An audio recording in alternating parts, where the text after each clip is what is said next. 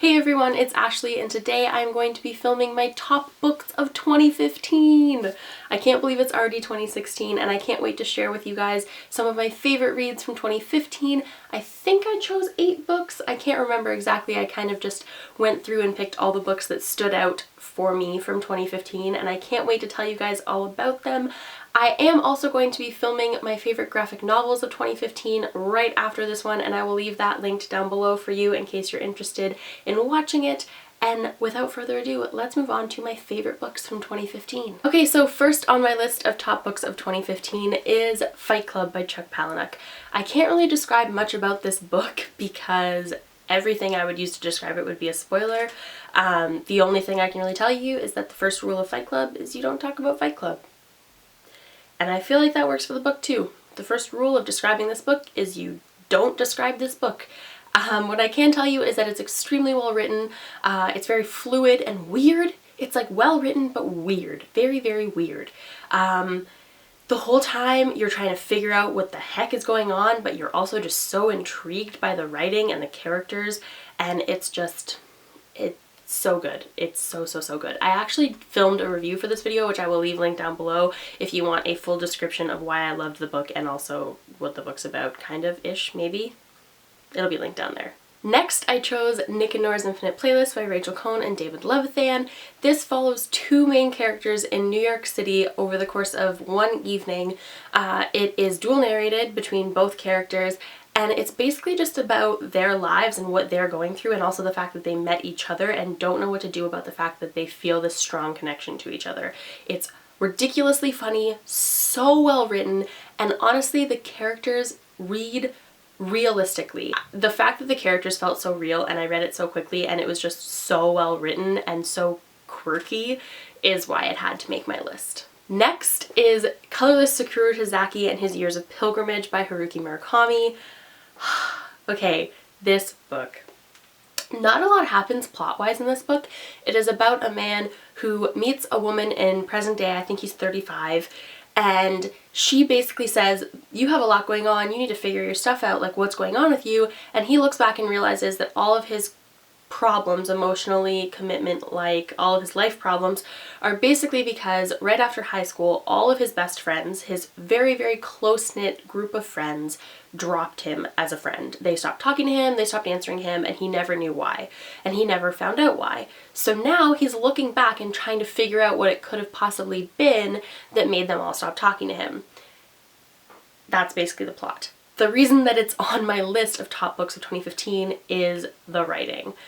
The writing is so good. There wasn't a lot that happened plot-wise. It was basically just a really well-written, character-driven novel, but like the writing is so good. I want to buy every single Murakami book. I don't care about what the plot is because his writing is clearly that good. Next on my list is P.S. I Still Love You by Jenny Han. This made my list mainly because I read it the quickest out of all the books I read this year. This is one of the only books I've read in a single day in 2015. I really, really like the characters. I loved the book Boyfriends. It read very, very smoothly.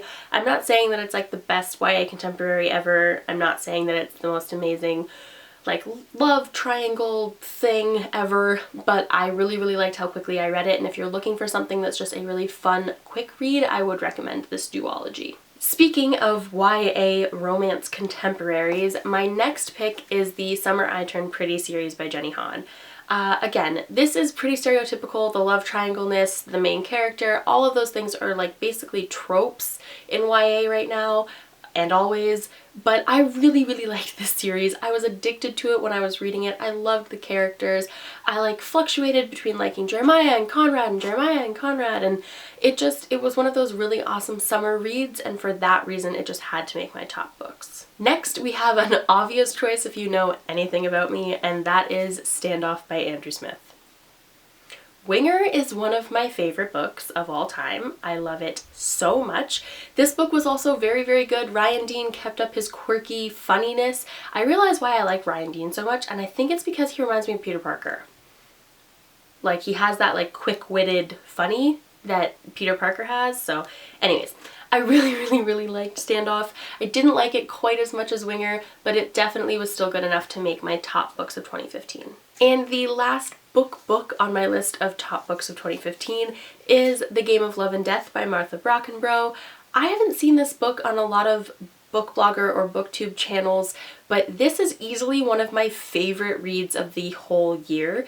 I would highly recommend it if you're the kind of person who likes historical fiction, contemporary, magical realism, fantasy, historical retellings, etc., etc. It's honestly so good. It follows two main characters in the 1930s, 1940s, and it follows love and death as entities. Love and death each pick a player every so often, and those players have to either fall in love unconditionally or they die. So Romeo and Juliet were former players, Cleopatra and Antony, former players, and Love and Death each choose a player in post-World War II America, and this is their story. It's so good. It's just... the writing is dreamlike, the characters are so well executed, the side characters are even ridiculously developed, and the villain in this is so redeemable that you don't even realize that they're a villain. It's like, it's just, I would highly recommend it. If you've read it, comment down below. Let me know whether you liked it, because I want to talk to somebody about this, and there's not very many people to talk to about it, but I'm just personally going to make it a goal to try to get more people to read this book because it's so freaking good.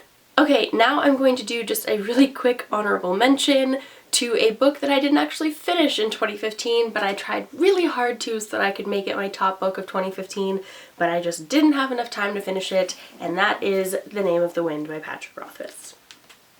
Okay, had I finished this book before 2015 ended, this would have been an easy choice for my favorite book of the entire year. I probably would have been able to come up with a top 5 had I finished this book, because I would have at least had a top 1. If you have been thinking about reading this and just haven't yet, I would highly recommend it. It is an amazing fantasy book. I'm not normally a fantasy reader, but I think that this book is going to like convert me because it's that good. It's a story within a story. It has magic and mysticalness and gods and angels and super awesome hero-like characters, and just, it's so good.